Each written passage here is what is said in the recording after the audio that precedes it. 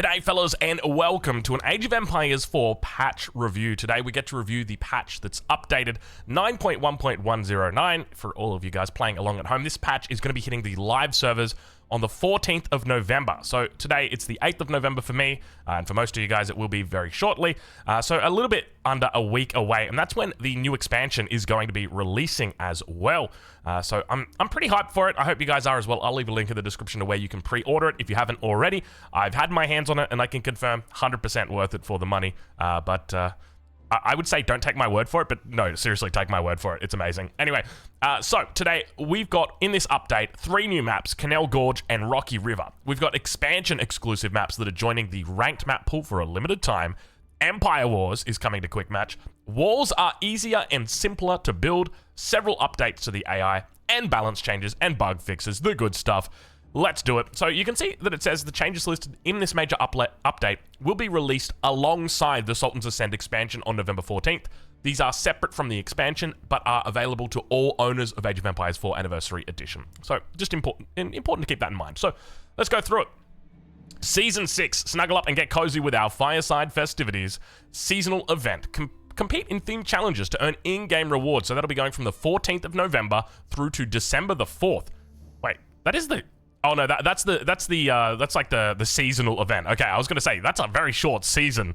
That's just the event. Okay, so we've got some new portraits. Definitely, you know, we're gonna be rocking this. This it looks like, I'm gonna say, a coffee.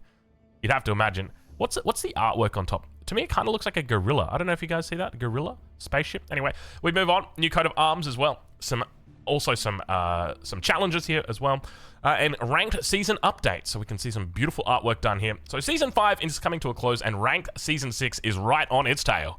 Season 5 will end on November 13th at 11:59 p.m. PT. For the first time, rewards will be delivered based on the highest rank achieved throughout the season. Be sure to visit your profile page in-game to claim your rewards. Here we can see these are going to be the season rewards for the next one. So what have we got here? This is a mangonel, right? By the looks of it. He's got a little bit of a... Is there a snowman on the mangonel? Am I seeing that right? I swear there's a snowman on the mangonel. Are these Christmas themed? They could be Christmas themed. Oh, I see what they're doing here. Of course, festivities, Christmas theme. You know, we've got the ring a bell. That's hot chocolate. That's not coffee. That's hot chocolate. Sorry. What do we got? Conqueror badges still looking pretty similar to what we've seen before. And of course, just some brand new, unique portraits. So map pool rotation, let's get into it. New ranked season means a fresh change of the map pool. We have some special treats in store. And by the way, I just wanted to mention, if you have noticed that there hasn't been many videos on the channel recently, I'm not kidding you. I got sick again. I'm not kidding you. I'm still getting over it at the moment. I don't know if you can hear it in my voice. I'm probably going to need to take a pause in the next couple of minutes, but I'm still getting over it at the moment. So apologies once again. I'll have a chat with my son and say, hey, buddy, I know you just started daycare, but please stop bringing the home the sickness, mate. Anyway, first, this update includes 3 new maps which are immediately debuting on the roster: Canal, Gorge, and Rocky River. I love this. They're just bringing it straight in, throwing it in ranked. And a lot of these maps are, in fact, I think all 3 of these maps are maps that were done by EGC TV, by Bitterlin, and I think that they've just kind of brought them across, which is really, really smart. Definitely the right call as well, because I, as a tournament organizer, I can say this, I know that when you get maps made, you want to share them with other people, and I don't feel like there's any reason to be hiding them or controlling them, and I know that the devs are a bit scared about, you know, IP rights and all that kind of stuff, but it's great to see that they're just coming straight across, so really good stuff.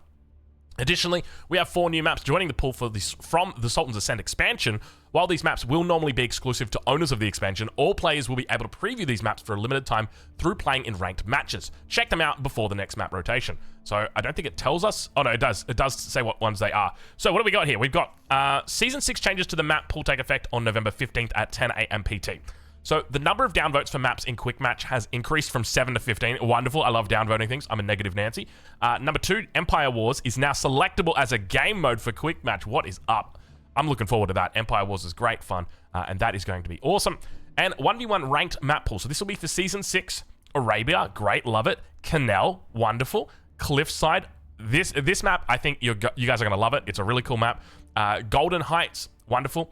Golden Pit, oh, you guys are going to love this map as well. If you're familiar with the Age of Empires 2 map, I think it's called Pit of Gold, you'll be familiar with this map. Then we've got Gorge, Hidden Valley, Himiyama, and Rocky River. So many new maps. I'm going to have to go check out Hidden Valley, and I know Himiyama. This is a fun map as well. This is actually a really nice map. And then Rocky River, another one. And then the team ranked map pool. So overall for the 1v1 ranked map pool, 10 out of 10. Really, really nice. There's no big water maps on here as far as I'm aware. There's a couple of little ones. So Golden Heights, a little bit of water. Rocky River, a little bit of water. But that's pretty much it. And Canal, I guess you could say there's a fair bit of water on Canal, but even then it's still not a major thing.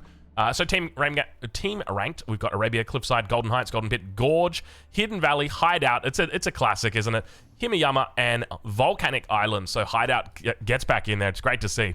So let's take a look at the build spotlight. So we've got Empire Wars and Quick Match. We've got the new map. So there's Canal. We've got Gorge, which is just such a good map, and Rocky River. And Rocky River, so Gorge is just kind of like Dry Arabia, but the outsides are high. Rocky River is like Dry Arabia, except the middle has got rocks in its river. And it kind of goes a little bit high on the edges of the maps. So these are all, and Canal is like Dry Arabia, except it's got a canal running through the middle of it, and there's a lot of things different from it. Anyway, Mega Walls update, it's here. Walls are now simpler and easier to place and utilize by players. From improvements such as better villager building logic and construction UI to completely new features such as linking to allied walls and a functional overhaul to gates. How you lay out your base and defend your civilization will be forever changed. Read more about these updates in the balance and bug fixes section below. You better believe we will. Oh yeah. This is really exciting. Now I've used the new walls. Look, it's probably under NDA, but I'll be as brief as I can. It is really, really good. You can wall from like the edge of the map to a stone mine or a stone outcropping, and then the stone outcropping to a tree line, and then from the tree line you can wall to your allies' wall. It's awesome. Anyway, and it's just very intuitive. It's exactly how you'd expect it to be. Town Bell. Hold on, just give me a second here. You might hear if I get a little bit nasally, that is because, yes, well, I'm still recovering. So Town Bell, ding ding, she's back, baby. Now available at the town center. Ring the town bell to call all nearby villagers back to safety with the press of a single button. The town bell is fully compatible with Seek Shelter, and both methods of garrisoning villages share the same return to work hotkeys. And the best part is, when you ring the town bell, your enemy can hear it. So you better believe if I hear anybody ringing their town bell while I'm attacking them, I'm going to be calling them a bell ringer. I'm just going to be, yeah, you rang your bell, you noob. But in all seriousness, if you garrison villages into the town center, just like manually, it will also ring the bell. I think it's just the audio cue. It doesn't actually ring the bell around, but you can't tell the difference. But I'm still going to be calling you guys bell ringers. So in all seriousness, ring the bell. It's a good thing. Anyway, next up, we've got landmark and wonder resizing. We've increased the visual size of several landmarks and wonders to be more visually appealing. This is purely a visual change, and impacted buildings still take up the same amount of build space. And mods and content editor added a progress bar to the UI for the finalizing publish phase, and fixed an issue where the content editor would crash after removing an enum entry. Wonderful.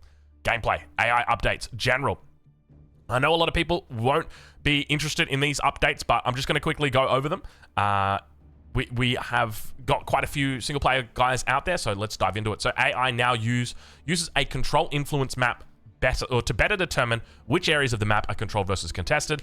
AI will no longer send its monks to pick up relics behind enemy walls. Reduced situations where AI villagers go idle when there are still resources to gather. Improve the AI villagers' decision-making on what resources to gather, reducing the amount of unnecessary resource assignments.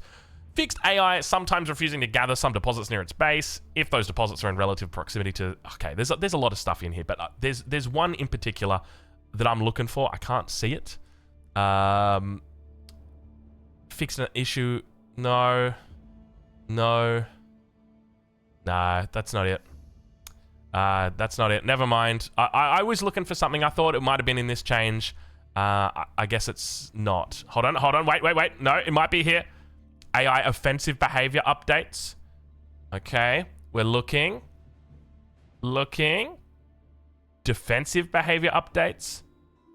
Don't make me control effort. I'll control effort to see if it's here. I'm doing it. The AI will no longer use trebuchets to hunt boars. How did I miss it? You know how I missed it? Because it's underneath. It's right underneath. Look at that. The AI will no longer use trebuchets to hunt boars. You know, it's one of the main pieces of feedback I've given to the devs, that often throughout my games, the AI would just get stuck with 46 trebuchets just hunting a single boar, and the boar just runs around in circles. Their trebs never kill it. It's game breaking. It's game breaking, and I'm glad it's finally been fixed. So thank you very much, devs, for fixing this game breaking bug. All right, we've got some defensive behavior, some civilizations, some specific stuff, and of course changes to the art of war. I'm not going to go through all of them. I touched on a little bit at the start, but now we get on into it. So caster observer mode, we've got 3 changes. Let's have a look what we've got. Number 1, replace Sacred Site's banner with the one used in gameplay. Wonderful, thank you. Fixed an issue in caster mode to ensure the sheep count icon is displayed in the UI. Okay. And fixed an issue in observer mode where the UI sometimes did not properly reflect current resources. Okay, cool. If you'd like to see my list of requests for caster/observer mode, it's probably about 3 times as long as these patch notes. But anyway, we move on. Look, it's better than nothing. It's better than nothing. Challenges. Fixed an issue on console where quick matches were not counting towards the win any daily challenge. Empire Wars. Empire Wars is now selectable as a game mode for quick match. Fixed an issue where the French civ did not receive their unique civilization bonus for free melee attack technologies upon age up. Nice little switches there. Added some hotkey stuff as well. We're not going to go through it. Fixed some mastery stuff and UX UI changes. You guys know I'm going to have a look at this. Changed the logic used by the minimap so that enemy units are layered on top of allied units. Fixed an issue where some transparent areas of the UI near the minimap could not be clicked past. Oh my god, thank you, thank you, thank you.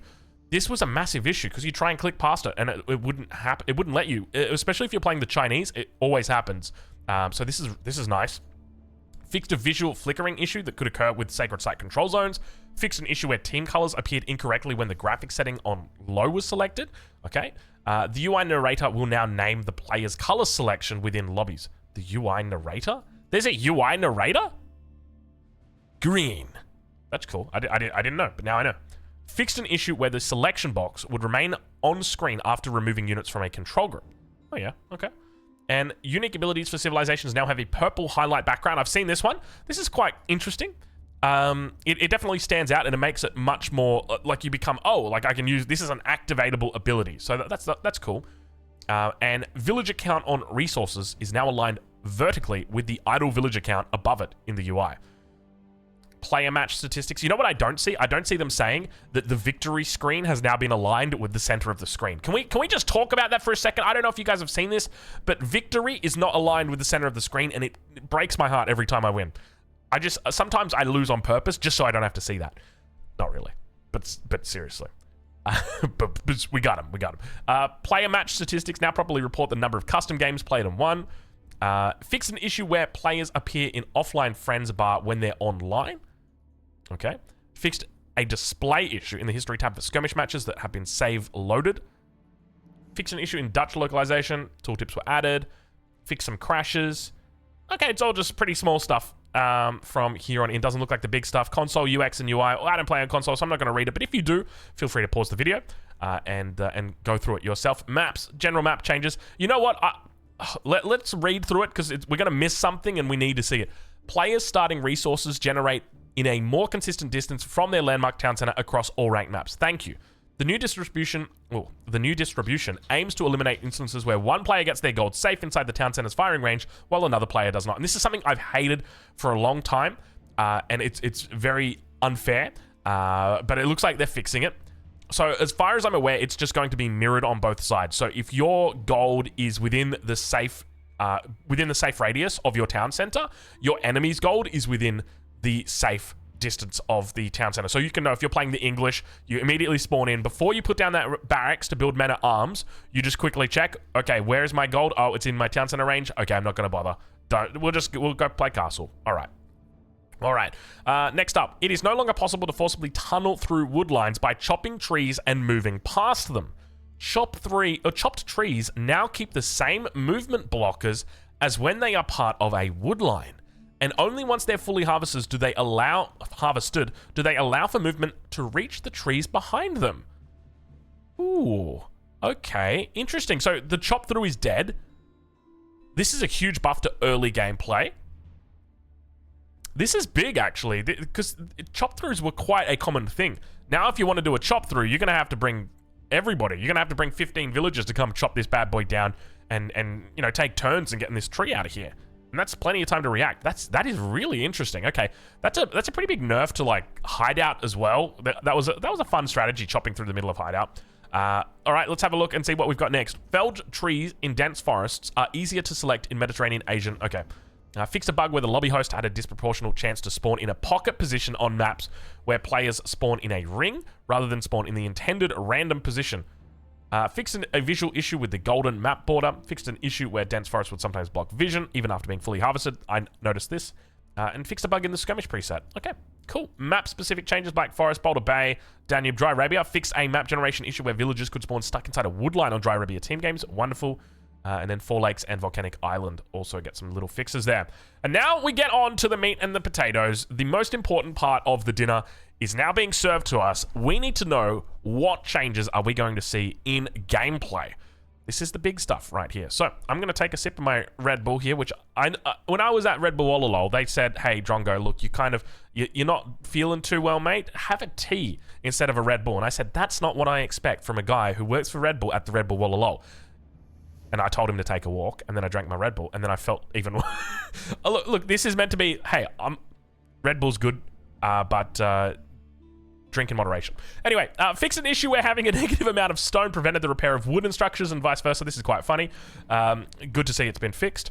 Fixed an issue where production buildings couldn't produce units after loading a save file. Okay. Reworded the help text. Okay, fixed...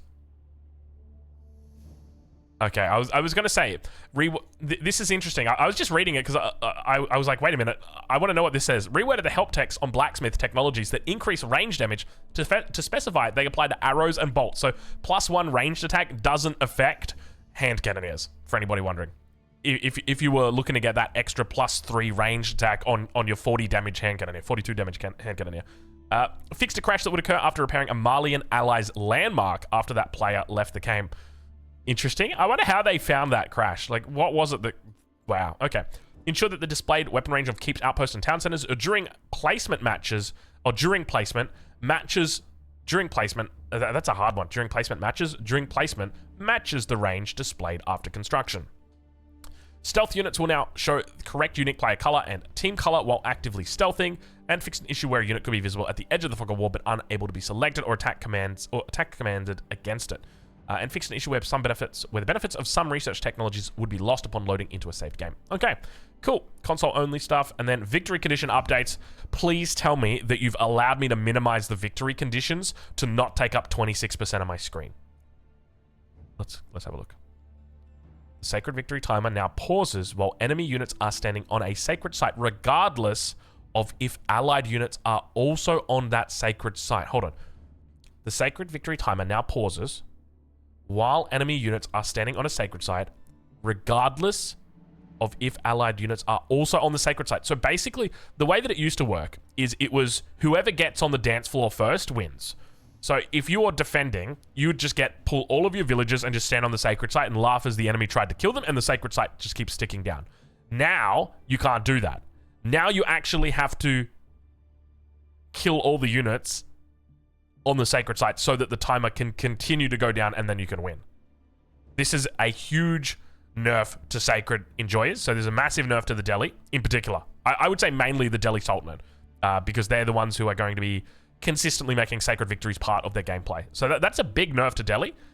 Look, it's not a big nerf to Delhi, but it's still a nerf to Delhi, right? Like, if you're at that point, there's a good chance you've won the game already. I mean, not necessarily, but you get my point, right? Like, yeah, the games that you're going to win, you've already won them without this. It's the games that were going close anyways, and you were probably going to lose if you didn't. Anyway. Wonder cost now scales based on map size. Hello, finally they managed to do it. Okay, so for micro, we've got 5k of each. So that means for 1v1, the cost has come down because it used to be 6k of each, if I remember correctly. Maybe I'm remembering wrong. So then small, so that's 2v2s, 6k. Medium, 3v3, 7k. And large and larger is 8,000 of each. Wow, that is expensive. I don't know if we can... In this economy, I don't think I can afford a Wonder anymore. Not on a large map. Balance and gameplay changes. Here we go. This one's going to be fun.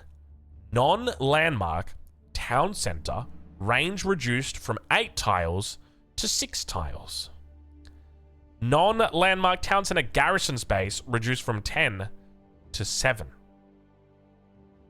Whew. Let's see what the devs said, because we're going to be talking about this one for sure. Economic expansion in feudal age has been the metagame for a long time. We're trying to create a better balance between the three strategic paths of economic expansion, fast tech, and military. Currently, there's not enough counterplay to constructing a second town center because it is too effective as a defensive building. Thank you. I don't know where that English accent came from. Sometimes you feel in an English accent, you just got to throw it out there. And it became progressively more English over the course of the developer's note. I expect that in future developer's note, we may even see some Cockney accents coming out for those developers, because as you guys will know, the developer team is based in Manchester, which is famous for its Cockney accents. So this is huge. So first and foremost, big buff to the English, right? Because English have this beautiful unit called the Longbowman that's got 7 tiles of range. And you're up against a building that's now got 6 tiles of range. So what do? You stand there, you laugh, and you fire your bow at it while you kill it from a distance. Big buff to the English. Still a pretty big buff to any other aggressive civilization. So think Ottomans, think Mongols early on in the game. Early in those feudal ages. Delhi Sultanate, obviously, another one. On top of that, there's a lot of ramifications that come out from this, because you need to be thinking about the way that you use garrison space. So number one, it's killing units, right? So if you're doing 6 damage on each arrow, you used to be doing 60 damage. Now you're doing 42 damage, 6 times 7, 42, which means that you're doing less ranged damage. On top of that, if your enemy has got rams attacking you, you've got less villagers that you can just, boop, hello, and throw your torches at them, and then pop them back into the TC. That's less vills that you can do that with. And a ram's got 420 health. I don't know how much a torch does. I think probably 12 damage or something like that. So I could math it out, but this will probably be at least a couple of extra torch rounds that each of these villagers are going to have to throw, just to make sure that they are, just to make sure that you're killing the ram. But that's a big thing to note. And just remember that the more times you have to throw the torches at the rams, the more opportunity there is to kill the villagers. So this is definitely going to hurt second town center enjoyers. That is for sure. That is massively for sure. I would not be surprised if just these 2 changes alone significantly shift the meta, to the point where you would be seeing maybe town centers coming down at the 10-minute mark, something like that. Who knows, though? Who knows? Remember, as players get better at the game, they become more greedy because they know what they can get away with. So perhaps early on in the meta for this patch, we will see players only sticking with 1 TC, and then you might start to see people working out when they can go for that second TC, which matchups they can do it, which matchups they can't. But at the moment, it was just pretty much every matchup, I can just go for a second TC, and good luck trying to stop me. So that has obviously changed now. So let's take a look at the next change. Defensive structures and emplacements now attack at the correct speed indicated in the UI. Wonderful. Bombards and cannons properly deal damage when using attack at ground. Interesting. I didn't know that they didn't. I wasn't really doing attack ground with them, so there you go. When a villager constructs a drop-off building, they will drop off any resources they are carrying before moving on to their next queued command. This is a really nice one, because what used to happen was you would build a mill, and you'd queue a whole bunch of farms around it. You always had to right-click on the mill afterwards, because that way, so you would make sure that you didn't shift-click it so that they would drop off the resources. Because if you shift-clicked it, they would keep their resources after building it, and then it would just mean that those resources would go to waste, because they'd build the farm, and then all of a sudden their 14 gold that they were all carrying becomes 1 food. So that's a really nice change. Great change, devs. Fixed an issue where units could sometimes use torches against other units or melee weapons against buildings. I have seen this. This is quite funny. I remember a scout once. I was torching a mining camp, and then I just started attacking the villager, but he was attacking the villager with the torch, and it was doing the full damage. And I'm literally just throwing Molotov cocktails at this guy, and he's screaming. He's crying. He's dying. And this is meant to be like a PG game. I'm just saying. Scout weapon information now correctly displays in their UI tooltips, and naval updates. All civilizations. Fishing boats. Line of sight reduced from 14 to 11 tiles. I mean, the line of sight was high so that you could see where the fishing, like where the fish are. But I feel like you could probably even bring it down further from this, down from 11 tiles. I really don't know what's a villager? Probably 6 tiles, 7 tiles, somewhere around that. I reckon you could throw it down there and it'd be fine. Health reduced from 125 to 100, and Delhi Sultanate fishing boat health reduced from 188 to 150. Rus fishing boat health reduced from 250 to 200. And heated shot arrows now restart the burning effect timer when hitting an already burning naval target. That's cool. So they refresh it, you could probably say there. So really, really cool changes there to fishing boats. Any nerf to fishing is welcome. In my opinion, I don't like the fact that fishing is mandatory, and I would love a world where you didn't have to always go fish. Not that there's anything wrong with fishing. If you enjoy fishing, like whatever floats your boat. For me, it's golf. You know, maybe for you it's fishing. Fair enough. Go for it. Yeah, anyway. Wall updates, all civilizations. Placing walls is easier than ever before. Dragging walls over obstacles will automatically split the wall into 2 or more sections, allowing you to wall across multiple blockers with a single order. I didn't actually know this. I've been playing on this new patch. Should I say that? I shouldn't say that. Maybe I should. I don't know. I have played on this new patch before. As you guys know, I did get to try out the new civilizations. I didn't know this. That's cool. That's a cool change. Villagers build smarter. Instead of constructing bastions last, villagers will build walls from end to end, starting and ending with the bastion pieces. Could we just make it so that you don't need the bastion pieces, or make it so that you do need the bastion pieces? Because at the moment, it's this awkward stage of I can just cancel the bastion pieces and I don't need them. And as a result, it's one of those things where, you know, I prefer them to be a need. Palisade mid-wall bastions are no more. Bastions are no longer produced between palisade wall segments. This means that you don't have to... Thank you, devs. This means that you don't have to manually cancel them for resource packs anymore. Bastions on the endpoints of palisades still exist, but cost no resources and build instantly. Okay. Okay. I mean, it still takes the villager time to walk out there and do it, but is it really going to be worth it? I mean, I'm sure at the pro level, they're still probably going to be doing it because it's a habit and you might as well do it. That's unless there's a penalty for it. I feel like I'm just saying something and then the next note is like immediately addressing it. All static resources can be used as part of a wall. Building a wall across a gold mine, stone mine, berries will completely block navigation so that the resource acts as part of the wall. We've added new gap fillies, small walls that extend from wall end pieces to help clearly show what is and what is not walled off. Very cool. Connect walls with other players. It is now possible to join walls together, making walling with your teammates far easier than before. Stone walls connected in this way do not create walkable bridges between them, but do work together to block navigation. So this is interesting to note, is that they don't create the walkable bridges. So you're probably going to have to put gates at the end of your walls just so that your so that your ally can go down the gate and then up the gate to get onto your wall, if that's your thing. But I mean, you mainly use them to block navigation, I would say. It's not so much about being on top and woo, look at me, I'm a longbow and I've got 9 range and woo, and now I can't get over on top of that wall because it's my allies. It's like, well, yeah. Anyway, you guys get the point. Walls can now be placed closer to blockers. Previously, a 1-tile clearance was required between walls and blockers, such as buildings, resources, and sacred sites. This has been reduced so that it's possible to wall right along the footprint edge. However, it is not possible to wall in such a way that buildings can be used to block navigation to keep consistent within the buildings are not walls design goal. So I did try this. I couldn't get it to work. As they're saying, like they have done a good job with this. So you can't use the buildings as a wall or part of the wall. So we're not going to be seeing like houses built next to the edge of the wood line. And that's an AoE 2 thing, and it'll be staying there. Breaking a wall segment also breaks adjacent segments. This applies to wall segments connected horizontally, as well as segments connected directly behind, so that it's much higher impact to break through and harder to repeatedly re-wall the same segment after being destroyed. This is a great change. It's something I'm glad to see. I hope that this is done as well with stone walls, because one of the big issues that I had with stone walls was you can be hitting them with 2 bombards, and as soon as that stone wall goes down, they immediately just re-wall it, and it goes up so damn quickly, by the time your bombards reload, it's already 90% health, so it only cops that little bit of extra damage for 1 shot, and then it's back up again.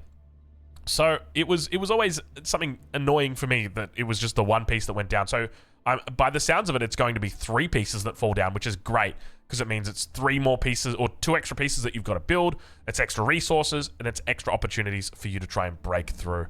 So really nice change there. And definitely I would say so far that this has gone in favor of the defenders. The turtlers are happy right now, but this one is definitely a positive for the attackers. Gates are now omnidirectional, meaning that they no longer require placement facing a particular direction. Owned and allied units can use gates to climb onto the walls, but enemy units can no longer use gates for access. Wow. Okay, this is interesting. So what does the siege tower do now? I guess the siege tower is decent if, let's say, your enemy's got a whole bunch of longbows stationed on a wall with 9 range. Woo, 9 range. And they can't get over to their allies' walls because they're connected, but they don't have a bridge. And so you just get all your men-at-arms, you load up into the siege tower, and on you go, and you clear out the wall. Congratulations. And that's it. You killed the wall. Or you killed the units on the wall. That's it. Cool. Fixed an issue where units could move onto stone wall bastions after an adjacent wall segment was cancelled. This was a fun little trick. I liked doing this when I was doing my Zhuganoo rush. Instead of building a way up there, you could just cancel and they'd just walk up there. It was so much easier because it would save your resources. But obviously, it was a bit of an exploit. But I guess now that it's been fixed, well, yeah. I would have almost called that an exploit. I guess you can call it an issue. Walls no longer shift when terrain-deforming structures are built near them. This fixes the segments popping to a tiered appearance. Cool. All right. Well, overall, really good changes. I'm loving the wall updates. I think this is amazing. I think walls are probably going to need a nerf, whether that's reduced health, whether that's increased cost, whether that is increased build time on your walls, because having them extra easy to build and the fact that you can just draw them across multiple resources without thinking and be like, okay, that villain will do it when he's ready. And you don't have to micromanage them as much. You don't have to cancel the pillars at the end. The villagers will automatically build the pillars first, in one whole line rather than going back and building them at the end. Not the pillars. What are they called? They gave them a name. They've got a specific term for them. Sorry, guys. Bastions. Yeah, it's a really good change. I'm just fearful that it's going to make defending quite good, which is interesting, right? Because we've gone from having TCs nerfed up here, which is like, oh, you won't see any players go for 2 TC, and then immediately down here, it's like, well, actually, maybe we do see players go for more defensive playstyles because they've got access to walls. So, who knows where this goes? All right, well, let's take a look at the Civ-specific changes. Not a lot of changes by the looks of it, just a few changes here. Number 1, Abbasid Dynasty. Fixed an issue where the composite bow technology was giving less attack... Oh my god, it was giving less attack speed? Are you serious? Oh no, for basic archers. Okay, that's fine. Because, look, to be honest, you got composite bows, you got veterancy. You very rarely didn't have composite bows and veterancy. It was almost always that you had both. Trade ships properly received a +5 fire and ranged armor after researching armored caravans. Wonderful. Chinese added a buff indicator to the UI for the Tang, Yuan, and Ming dynasty bonuses. I've seen this, and I'll be honest, I don't like it because you spawn in and it's like, you have entered the Tang dynasty. It's like, yeah, of course I have. I literally just spawned in a second ago, bro, but thank you. I wish there was a way to control those huge notifications that pop up in the middle of your screen. There's not. Imperial officials are no longer counted as idle workers while automatic tax collection is turned on. Wonderful, wonderful, wonderful. Absolutely great change for the Chinese. Thank you. It took 2 years, but I'm glad it finally happened, so thank you, devs.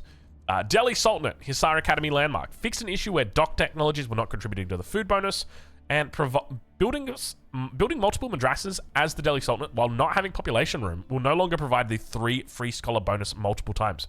Wait, what? Building multiple madrasas as the Delhi Sultanate while not having population room. Wait, that's a sick bug/exploit. Wow. Okay, I didn't know that. Well, not anymore, it seems. English. The king can no longer be converted. Okay, well, that's a good thing. He's your king.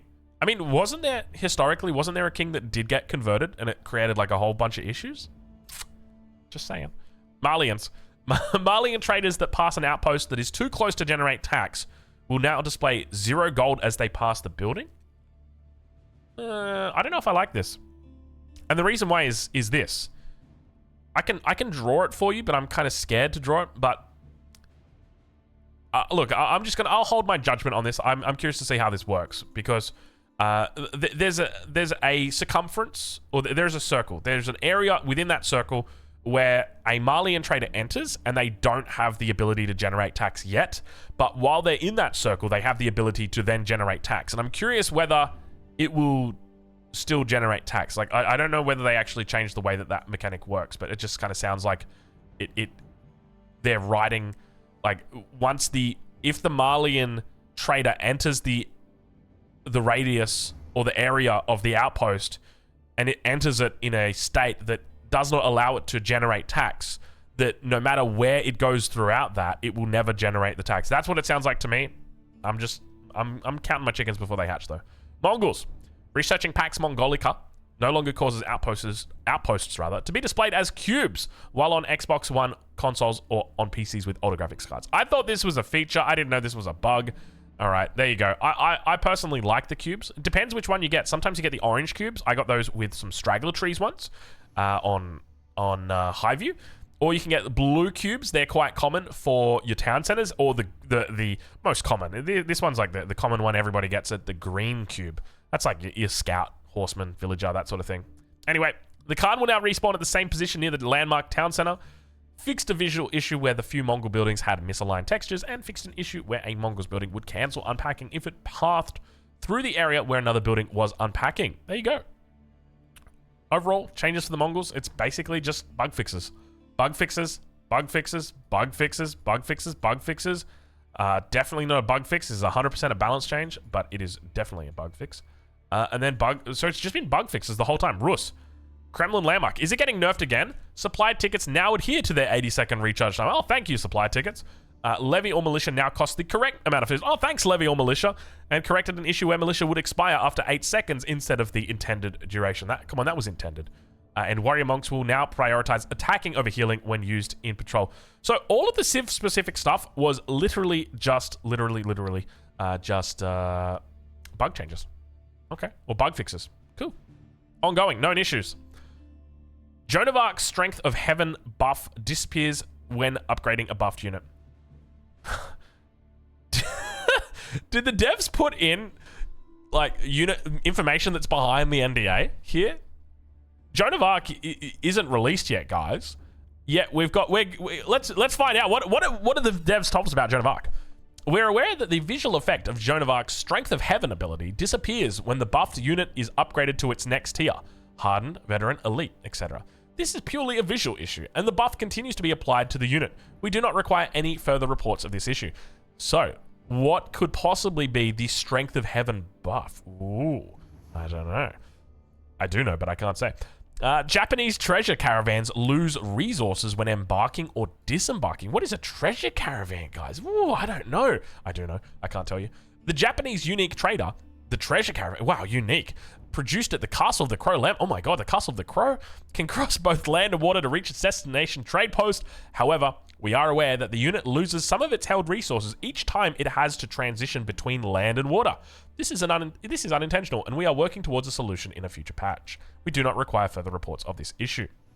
So for all you guys who were reporting it out there in the community, you guys can stop, all right? They're aware. Unable to queue in rank in quick match when over-selecting downvoted maps. We're aware of an issue that can occur while queuing for quick match that prevents players from being able to enter the queue.